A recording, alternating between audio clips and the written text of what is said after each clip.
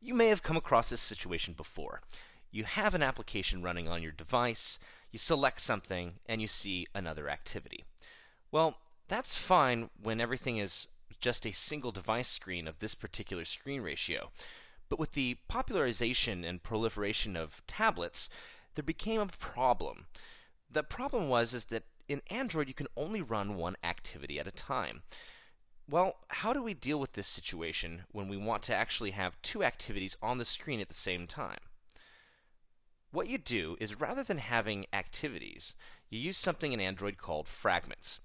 Fragments are pretty much the idea of having activities 2.0. Each particular fragment is responsible for the layout and function, just like an activity. However, Android needed to make things backwards compatible. So rather than inserting an application layer underneath activities and having multiple activities run at once, they inserted another Activity 2.0 kind of layer above activities and allowed you to have these mini activities called fragments. Using fragments, you can create a fragment A and a fragment B, and then when you actually have a device layout, such as a tablet with more screen real estate, you can actually just have that particular fragment be combined in the same area. Now, there's definitely some things that we're going to need to pay attention to, but this is what is going to allow you to be able to take an application and deal with the fragmented sector of different device screen resolutions.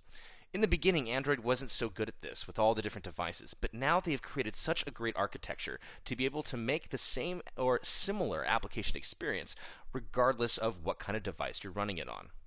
So let's just take a look at the difference between these particular screen resolutions and how they work in the file structure.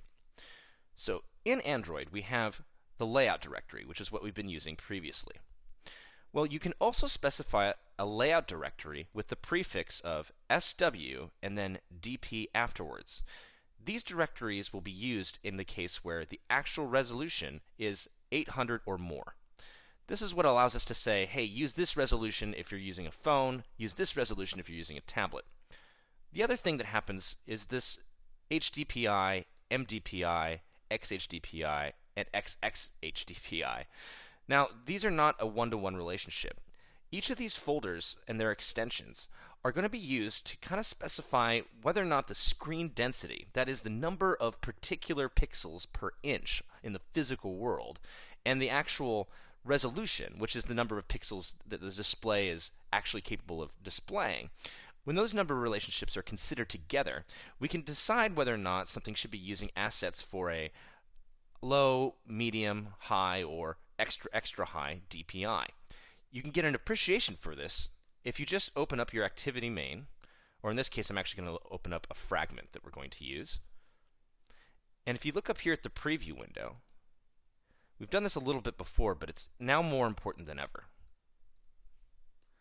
Just switching the different displays is going to give you those different particular resolutions and a different asset folder.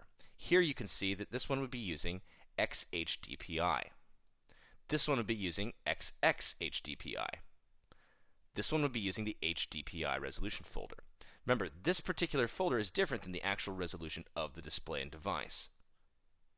This is the reason why we need to be careful to make sure everything that we create is very relative and proportional and not actual pixels.